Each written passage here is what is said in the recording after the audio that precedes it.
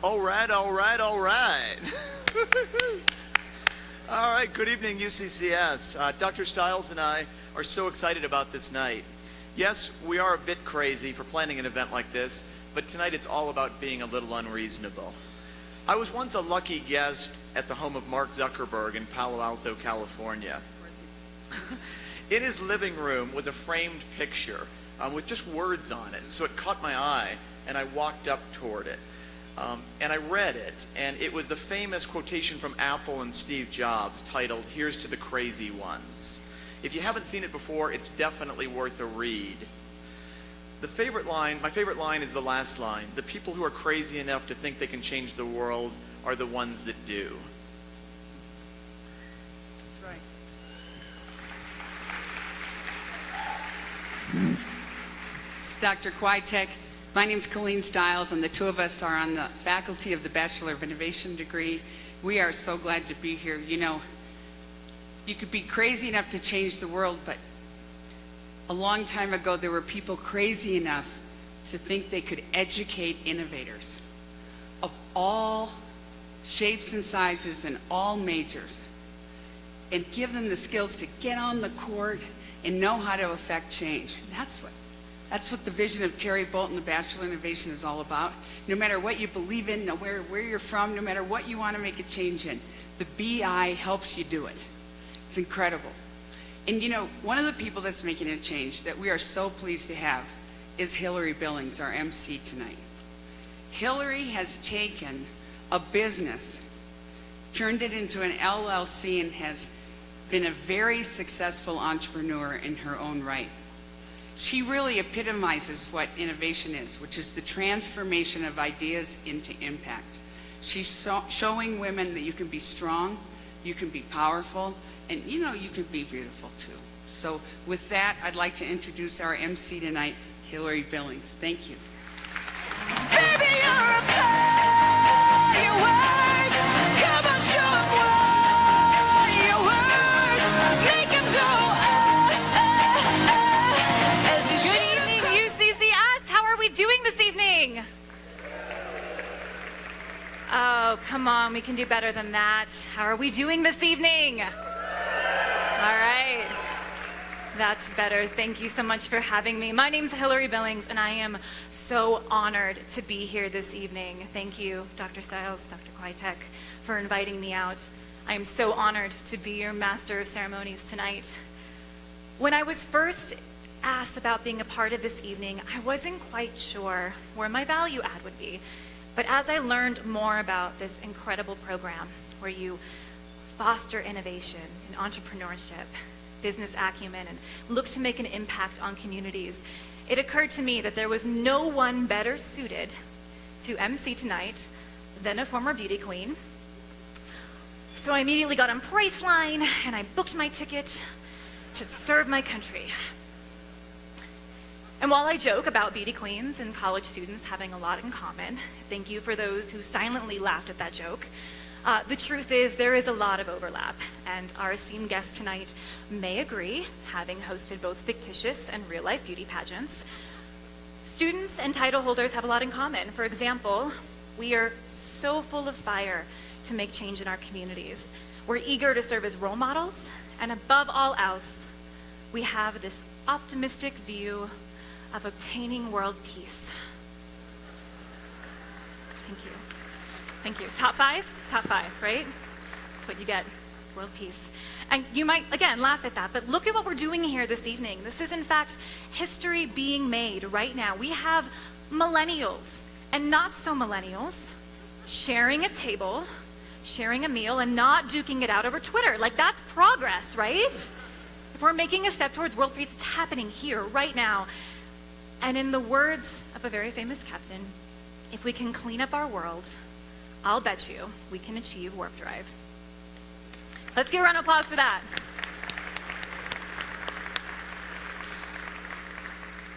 And really, there's no better time to be supporting innovation and entrepreneurship than right now, right? And I can't think of a better location to have a school like this and a program so dedicated to entrepreneurs than right here in colorful Colorado. And it's no question that we can expect the next great minds of our generation to be coming from this exact room right here. So thank you all for being a part of tonight's events and making that happen. Again, world peace, right? World peace.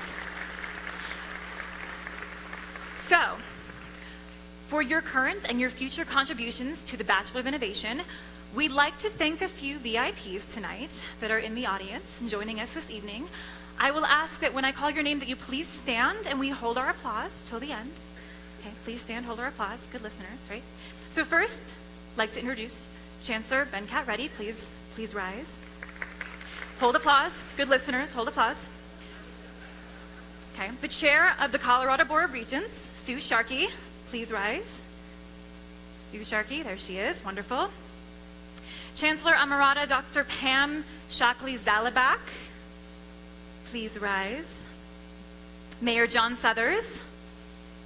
And this is very important, one of our platinum sponsors for the evening who made an incredibly generous donation of $100,000 to our event this evening, Dr. and Mrs. Michael Leahy and Active Release Techniques. Please stand. And I'm going to ask you later about getting the kinks out of my back, just so you know, we'll talk. But ladies and gentlemen, give them a round of applause, our VIPs for this evening. Thank you so much. We're so grateful. Now, this evening would be nothing without its students, and I mean that quite literally. If there were no students here, this would be a very awkward dinner party. So, I would like to take a minute to recognize a couple of our future leaders.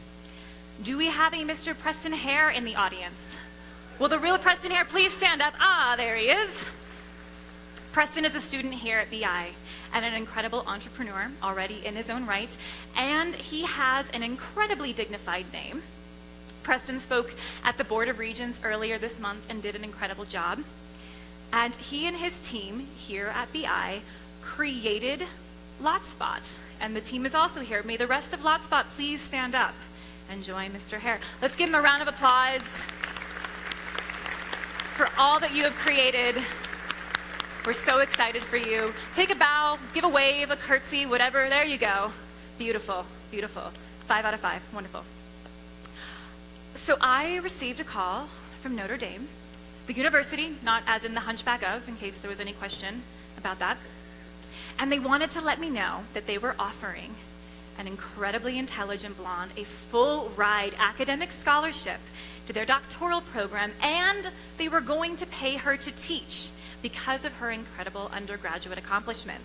So I initially humbly accepted the invitation, but then came to realize that they in fact meant an incredible, intelligent other blonde named Abby Grace. Abby Grace, will you please stand? Congratulations, Miss Grace, the newest member of the Fighting Irish.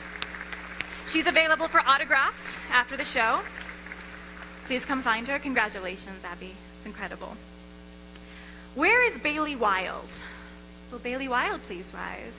Ah, hello. Okay, I'm so glad you're so close. So I know that you are an incredible student and you've had so many accomplishments here at UCCS, and you're so intelligent, like even Tim Cook can't rival it, right? But I have a question for you. Is it true that you are one of the top-ranked Apple Store geniuses in the world? Yeah, that's true. So, like, you're like the #1 Apple Store genius in the world? Pretty high up there. So, okay, so my phone's doing this weird thing, and I was hoping that we don't have to do this now. We can do it later. But, you know, just before I go, I just want to make sure that we connect. It's incredible. Maybe. Oh, he says maybe. Okay. It's all right. Well, ladies and gentlemen, please give Bailey your phones, I mean a hand, for all of his incredible accomplishments. Congratulations. Now, we have so many accomplished and talented students here at BI, and I wish that we had time to recognize you all here tonight. And I just wanted to take a moment to say, we are so excited to see what your futures hold. And I know that with enough perseverance, dedication, vision, and maybe some help with your educators here, you too, God willing, may one day be testifying in front of Congress. So I will keep my fingers crossed for you. Okay. Now, may I have all of the BI students, current and alumni, please stand. We'd like to take a moment to recognize you. BI students, please stand.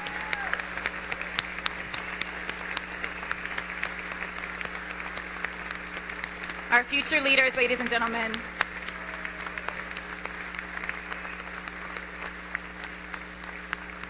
All right. You may sit. Thank you. Very good job, everyone. Now, ladies and gentlemen, it is my honor to introduce to you the captain of the UCCS Enterprise, who will be introducing the captain of the USS Enterprise, Dr. Venkat Reddy. Now, he is our chancellor, and he has been a leader on this campus for decades. And besides his scholastic achievements, a little birdie from Hollywood has also told me that he and his wife are the premier Bollywood dancers in Colorado. You got to be careful what you post on the internet, Dr. Reddy. Like, that stuff gets out there. There's no holding it back. I don't think he'll be giving an introductory lesson to Bollywood tonight, but I know he will do a phenomenal job in introducing the one and only Mr. Priceline Negotiator. So, ladies and gentlemen, without further ado, to do the honors, Dr. Venkat Reddy. Something big, I feel it happening out of my control. Pushing, pulling, and it's grabbing me, feel it in my bones. It includes Mr. William Shatner.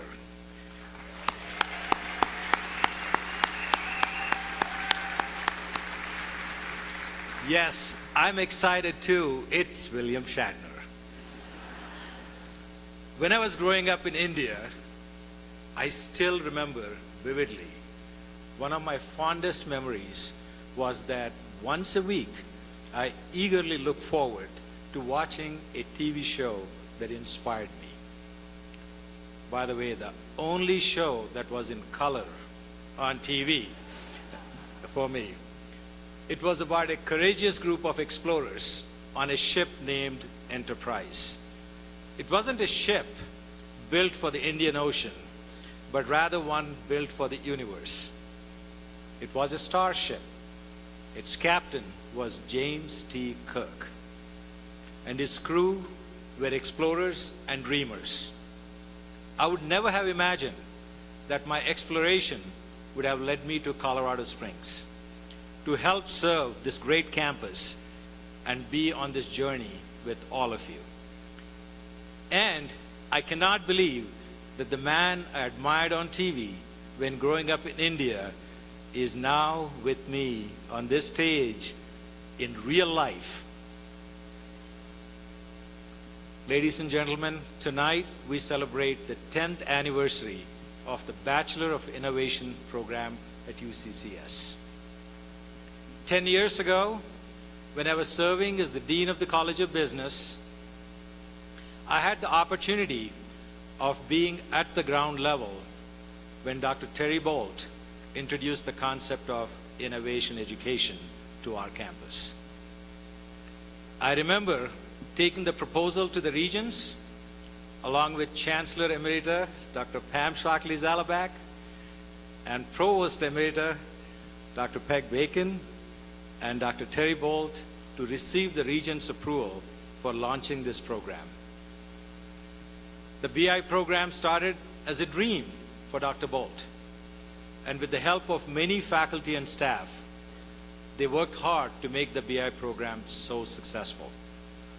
Today, several colleges participate in the program, making this one of the most unique programs in the nation, if not the only program in the nation that's so phenomenal. Also, a very special thanks to our director of the program, Dr. Nina Polok. Nina and I go back years and years. We started the College of Business, and she's done amazing things for it. Special thanks to Colleen, Stiles, and all the faculty and staff who work tirelessly to help our BI students create new ideas and empower them to be the innovators and entrepreneurs of tomorrow. There is no dream too large for our students in the Bachelor of Innovation program. We just recognized Lot Spot, and you saw Preston stand up along with his crew. They already donated shares to UCCS, if you can believe that. That's powerful when they're still students and just graduated here. William Shatner is a true legend, a true inspiration. From Star Trek to T.J. Hooker to Denny Crane, we all live in Shatner's world. In addition to the onstage career, Mr. Shatner is an accomplished author, director, producer, philanthropist, and horseman. In fact, he has contributed significantly for this program tonight. Mr. Shatner, you have wonderful optimism about what is possible, and when you come here, you're going to tell us how you do it at your age to be so dynamic, so dashing. So look forward to hearing that from you. But thank you for your belief in us and the Bachelor of Innovation program. As one of the biggest fans in India, decades ago and still today, it is my unprecedented honor to welcome my childhood hero, Mr. William Shatner.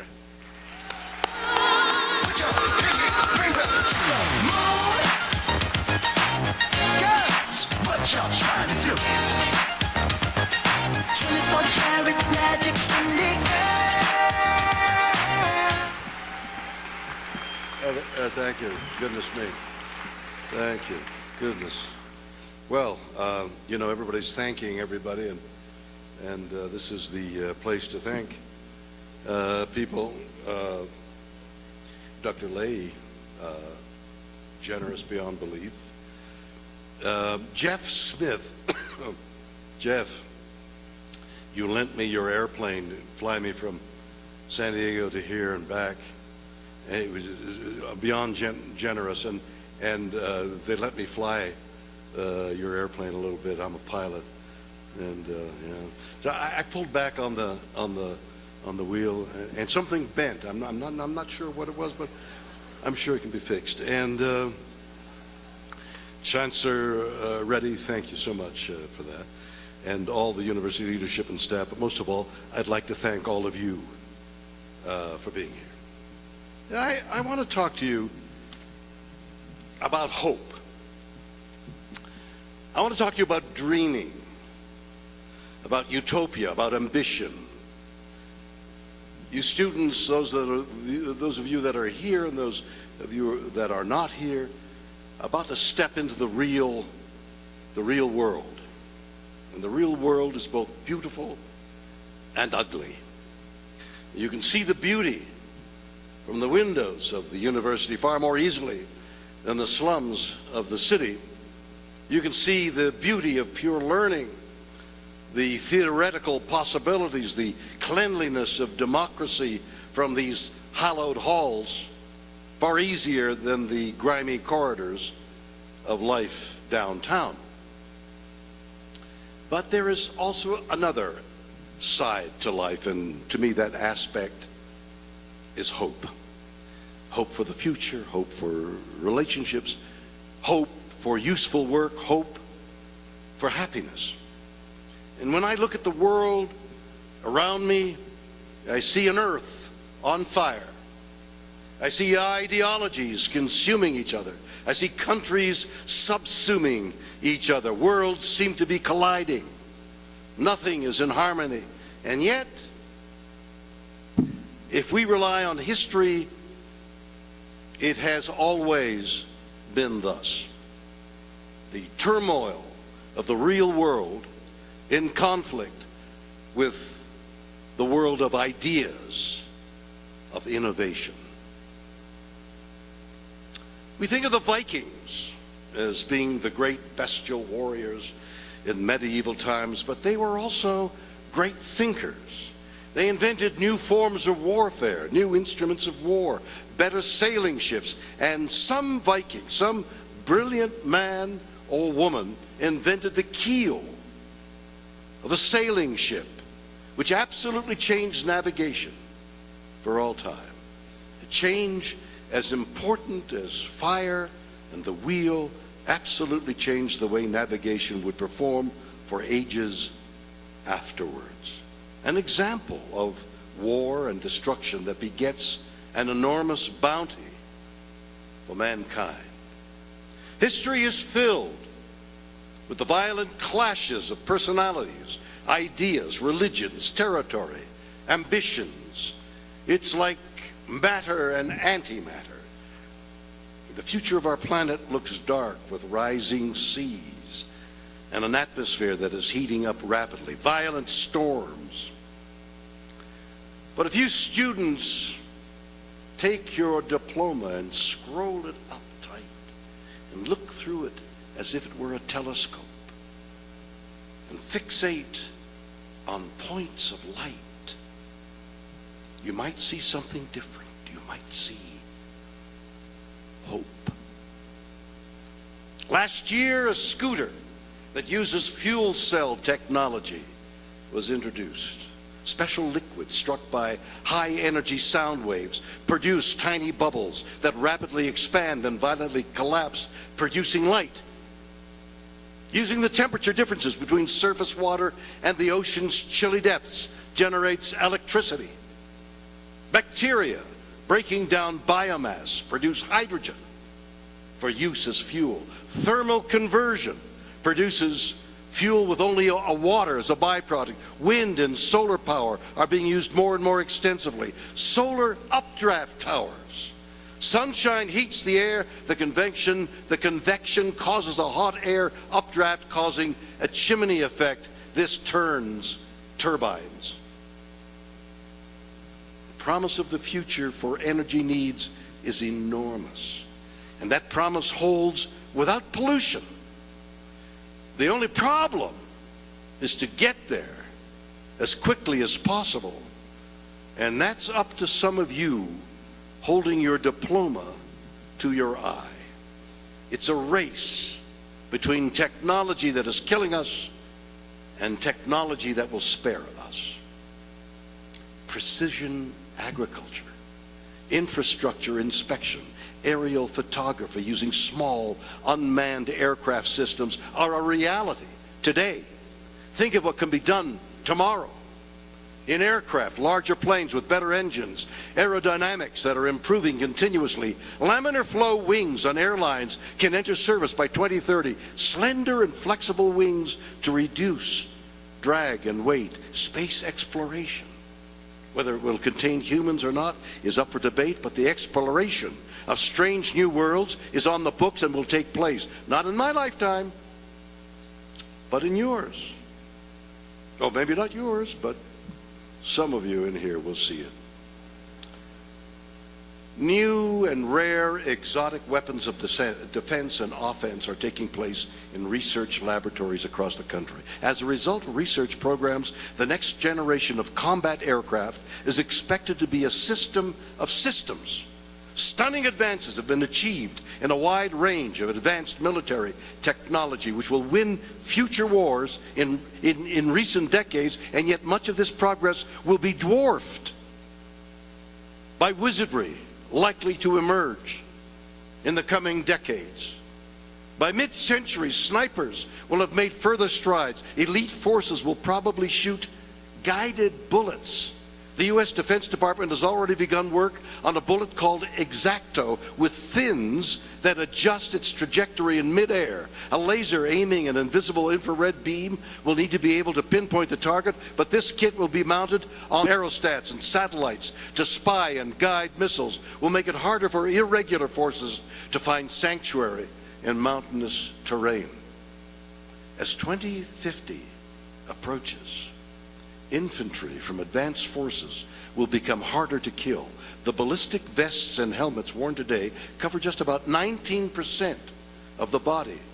More armor would be impractically heavy. But as gear lightens in the years ahead, elite soldiers will don more armor. Engineers at Moratex, a research institute in Lodz, Poland, are developing a non-Newtonian fluid that becomes viscous when struck and to stop a bullet. These shear thickening fluids are lighter and more bendable than the Kevlar and ceramic plates used today. Military robotics are already so good that Boeing and Northrop Grumman, two U.S. defense firms, are building unmanned fighter jets, respectively the X-45 and the X-47. By 2050, drones will range from stealthy spies resembling flying insects to dog-like resupply and attack models that can live off the land for months at a stretch, combusting leaves and wood for power. Manufacturing is on the verge of using 3D printing. Almost every industry, from food to chemicals, 3D printed parts are as good as those that are manufactured by conventional means, sometimes better. As a manufacturing technology, 3D printing established its foothold with polymers, which the aircraft industry has been able to use for rapid prototyping and some flyable, low-strength parts. First, industry must convince itself that 3D printed parts are as good as those manufactured by conventional means, preferably better. And this is happening. Spacecraft with additively manufactured parts are already operational, and Silicon Valley startups made in space is pursuing the potential for 3D printing in space itself to manufacture spacecraft structures such as reflectors, trusses, and optical fibers for terrestrial communication. Wearable technology, head-mounted gear to eye displays. Avionics are going through a revolution. Driverless car technology is a viable alternative to road transportation. The shapes of cars and airplanes, of all the things we think of as being set, is in the process of changing. Change surrounds us like an atmosphere. Propulsion by electricity. All that waiting for it to start are batteries. We're in the midst of a revolution in batteries. NASA, funds research into creating antimatter drives that could one day take humanity to the stars, but dreams of antimatter-powered starships, as seen on Star Trek, are still a long way off. Experts agree. I don't agree. At first glance, hydrogen fuel cells might seem like the perfect alternative to fossil fuels. They can generate electricity using only hydrogen and oxygen and are pollution-free. An automobile running on hydrogen fuel cells would not only be more efficient than one powered by an internal combustion engine, its only emission would be water. Currently, most nuclear power plants use fission, as fusion requires tremendous amounts of energy to produce and maintain the necessary high temperatures. But a natural phenomenon known as sonoluminescence might one day provide a means of duplicating the power of the stars, which are themselves just giant nuclear fusion reactors, in a beaker of liquid. Sonoluminescence refers to the flash of light produced when special liquids are struck by high-energy sound waves. The sound waves rip through the liquid, produce tiny bubbles that rapidly expand and then violently collapse. Light is produced in the process, but more importantly, the insides of the imploding bubbles reach extremely high temperatures and pressure, enough, some scientists speculate, for nuclear fusion to occur. Major efforts are underway to find new ways to making coal burn cleaner and to recover waste coal, a formerly unusable byproduct of coal mining. The combination of solar and storage is likely to help redefine energy markets around the world. It will add a new competitor in the local market and facilitate even more solar PV and wind power. Filter systems that will help us get rid of the sludge, plastics, of the filth that we've laid upon the earth for generations. We're inventing things in technology that will help with toxins, but also we are discovering that nature itself will help us with bacteria. All this technology means present-day jobs are threatened. At many universities across the country, students will be graduating with skills for jobs that may no longer exist in the future. What we don't want are coal miners of the future. What's the solution? Perhaps it's the arts, the humanities, the socialization, the interaction of one human being to another. How are we going to live? What areas of the land do we settle? Plans are being made right now for the building of high-rise cities, buildings that can reach the sky, that can house us, non-polluting vehicles that can take us from one area of the city to the other. How are we going to be educated in the future? One-on-one instructors, homeschooling, the use of computers. It's happening as we speak. Change surrounds us. We're enclosed in a writhing envelope of change. The students getting the bum rush out of the cloistered halls into the cluttered corridors of life need to be on the tips of their toes. You've got to be ready for change. You've got to be ready to seek opportunity where it exists, not where you wish it to be. So yes, the world can be unfriendly. The world can be opposed to young people surging through the markets of the world, looking for opportunity, looking to work cheaper, work better, work with more energy, more enthusiasm. And the inertia of society tries to slow you down. And it's a struggle. Inertia of society and the madcap enthusiasm of youth. The one thing that doesn't seem to change, or at least moves with tectonic slowness, is human nature. And that's the final frontier. Human nature needs to change. The population of the earth is expanding. In fact, has expanded to the degree that living space, food, medicine, energy are approaching their limits. These limits are set by the number of people on earth and their insatiable desire for more, especially more people. We need to breed less. We need to consume foods that take less energy to grow. The coming revolution will be in what we eat and how we manufacture it. Clouds of methane emanating from a cow's behind cannot be our future. We must stop global warming, or at least slow it down. So much needs to be innovated. And it all starts with our basic nature. Can we change? Will we change? It's not even a question. We must. Given enough time, adaptation would take care of all this. Adaptation can take place on a very quick scale, given our knowledge of life forms that have evolved to meet changing environments, but we don't have the time. This requires the frontal lobes of our brain to reign over our impulses. Yes, we must reign in our parade of impulses. And we have the ability to do so. The future of human relationships will change. Marriage is being delayed, if at all. Children are being raised by single parents. Where does the government fit into all this? If the government is involved, they make requests, which is intrusion into our personal lives. How much of that intrusion will we accept? How much are we willing to stand on our own 2 feet? The hardest change of all, the change we need to make, is human nature. Our minds are geared for fight or flight. We still have the prehistoric needs to be clannish, territorial, and warlike. We still desire to breed as often as possible, to have cheap labor. All this guarantees us zero future. In order to survive our changing world, mankind needs to change. We need to adapt to the fomenting changes around us. 7 billion people right now going to who knows what, 10, 12 billion. The planet can't support that. What do? War? We can't make war anymore. The planet can't support that. I've got my space, this is mine, you can't come in.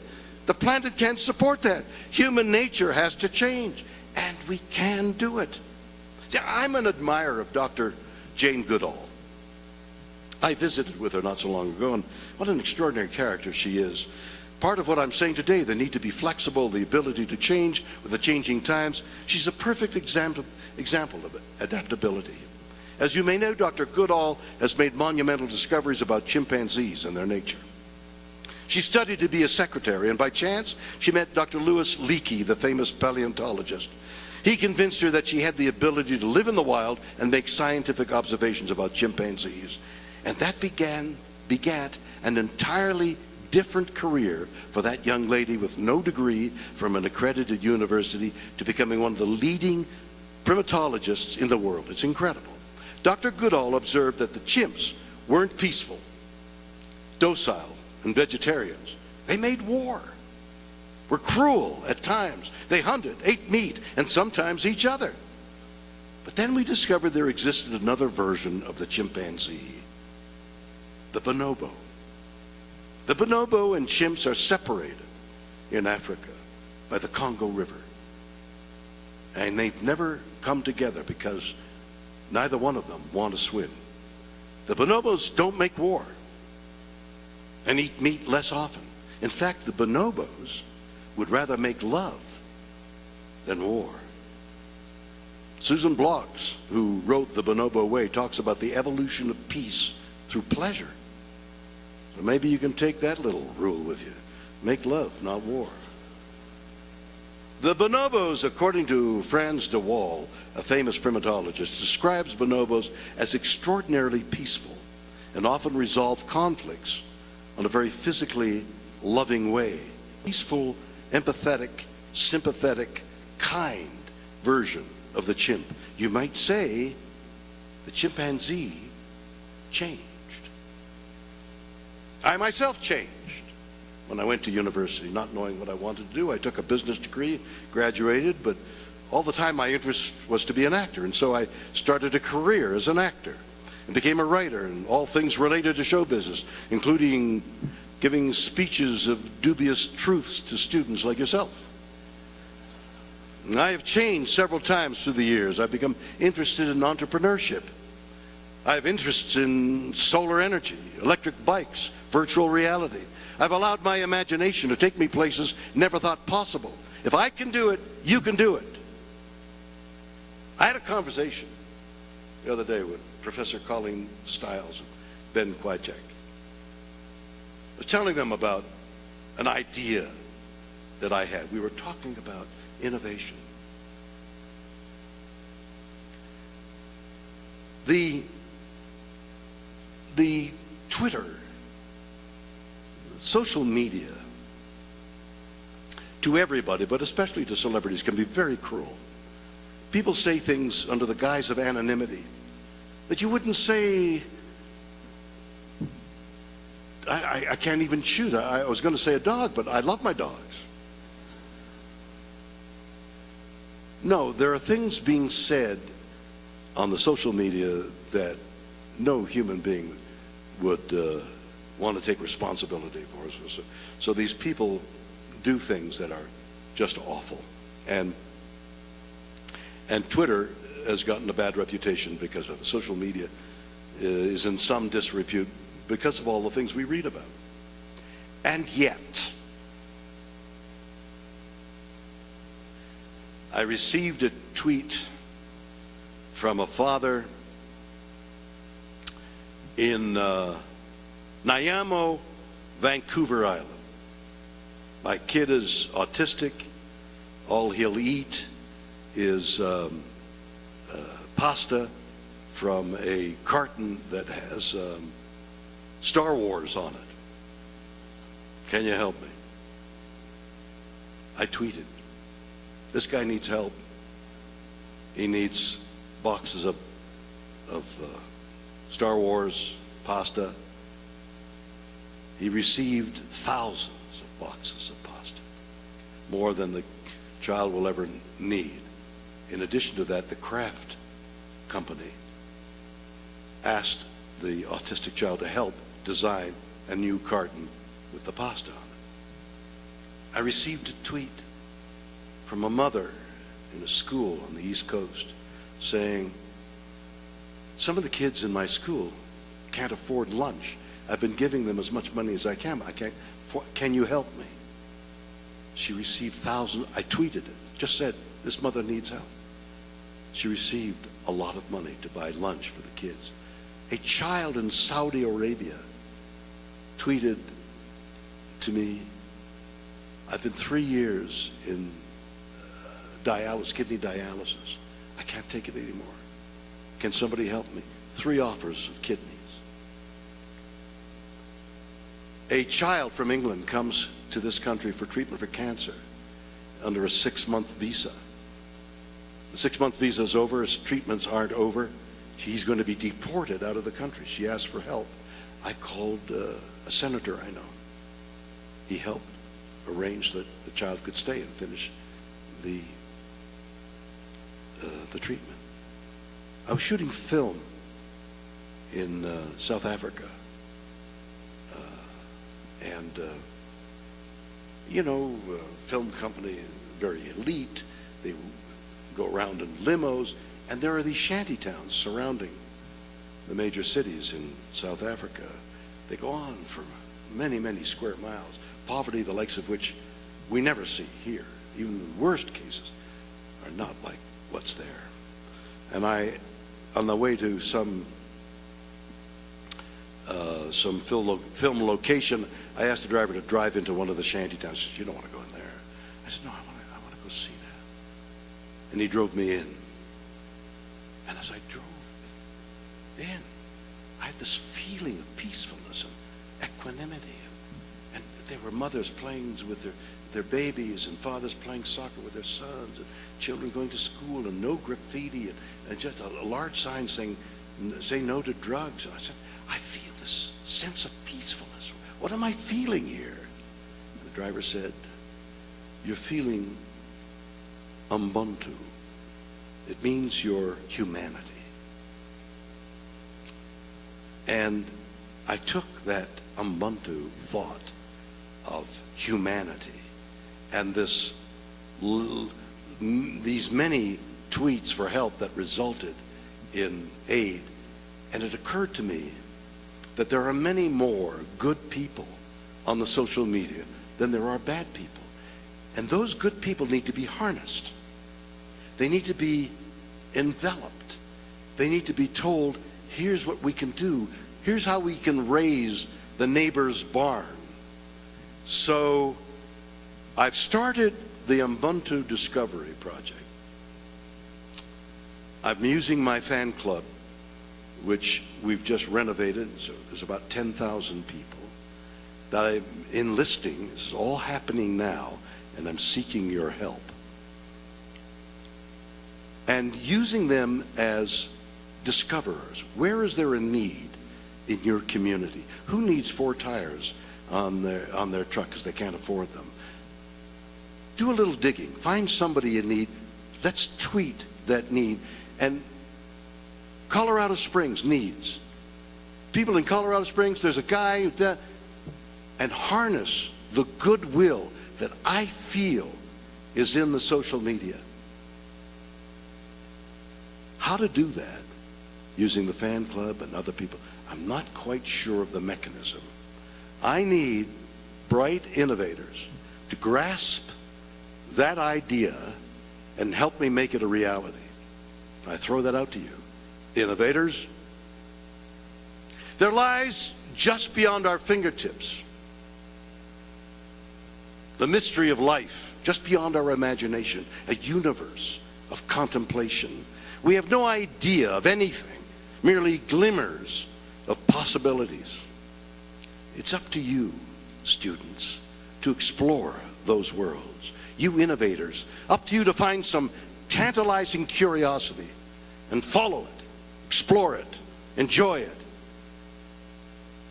It might take you to worlds you never dreamed of. Thank you.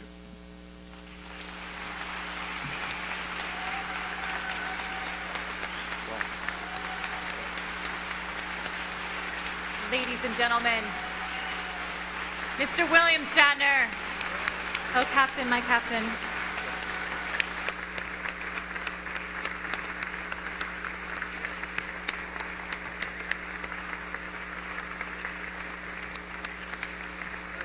Yes. Please have a seat, sir. I did a little research leading up to this, and I found that Mr. Shatner has had over 250 acting credits to his name on IMDb, over 400 television appearances as himself. He's written over 30 books, and in case we weren't feeling underaccomplished enough, he's also composed 7 albums, including 1 double album, if I'm correct. It's incredible. Students here, you have no reason to ever complain about your curriculum again, right? It's an incredible feat. We are so grateful to have you here. Thank you, sir. Ah, Captain, my Captain. Ladies and gentlemen, hello. Okay. Thank you. Are we at the Oscars? Did something happen? Is Moonlight win again? Okay, all right. Okay, may I have the founder of the Bachelor of Innovation please come to the stage, Dr. Terry Boult. Give him a round of applause.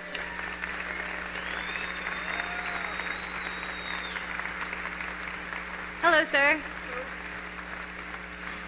I'm just going to this way so we don't. Hello. I hear you're double parked. We just need you to I know you ride a bike, just kidding. I haven't opened this yet. I was hoping that you might open this for me and take a look-see. Oh yeah, so UCCS hereby awards William Shatner with its first ever BI Boult Award. This custom award is actually an amazing work of art. Renowned New York artist Mr. Steve Rodgers designed and made these sculptures for us to give out this evening. Unfortunately, Mr. Stevens couldn't be here this evening, but he sent us a video from Brooklyn where he's currently preparing for a major art show next week. So I'm guessing Let's take a look. video. Screens to your left, to your right. Hello, Colorado Springs. It's Rodger Stevens from Brooklyn, New York. I'm sorry I can't be with all of you tonight, but I'm delighted to be part of the 10th anniversary celebration for the Bachelor of Innovation program at the University of Colorado, Colorado Springs. I'm excited that my sculptures are on your stage tonight. I hope you enjoy them. Ever since Thomas Edison, the light bulb has been a symbol of invention and innovation. Thanks to everyone, including the students in Colorado Springs, for your innovative work. The Bachelor of Innovation is truly a beacon of light. I also wanted to send a personal hello to Mr. William Shatner, Ms. Hilary Billings, Dr. Reddy, Dr. Boult, Dr. Polok, and my good friend, Dr. Benjamin Kwitek. Hello, Ben. Enjoy the rest of your evening in beautiful Colorado, and I hope to see you in the future. Good night from New York. Round of applause. Dr. Boult, Mr. Shatner, will you please join us? Will you present this? Mr. Shatner, do you accept this rose?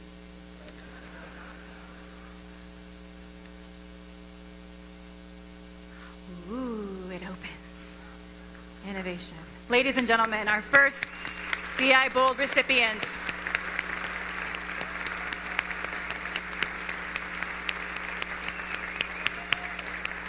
Thank you. Is this called the BI Award? The BI. I'm a total heterosexual. The first of the awards. We'll now look back on this and say, what was it? It's a light bulb indicating knowledge. Thank you very much. Thank you, Mr. Shatner. We're going to have you get... All right, ladies and gentlemen, this has been such an incredible evening, and we are so grateful to have all of you here. Again, thank you to all of our guests, to all of our sponsors. I see you coming back. You do not get to make me turn into Steve Harvey. We're not doing this, okay? He accepted the award. He already took the award. He did his walk. He won. Okay. All right. May I have Dr. Polok to the stage? Dr. Polok, please join us. We're going to do this like the Oscars. Dr. Polok is the program executive for the Bachelor of Innovation and will be retiring at the end of the semester. Keep a round of applause going, Dr. Polok. She makes her way. It's a long walk. It's a long walk.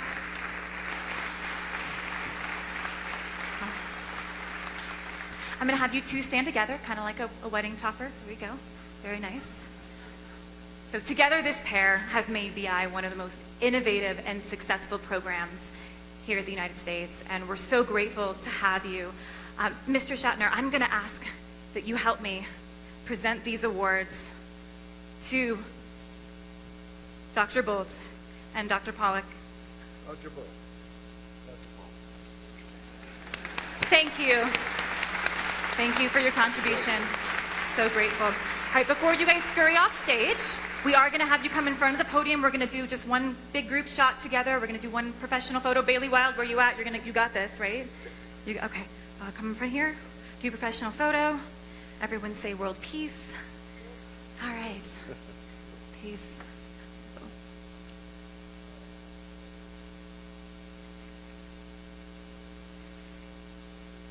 We got it? All right. Ladies and gentlemen, thank you so much. Now, before we conclude this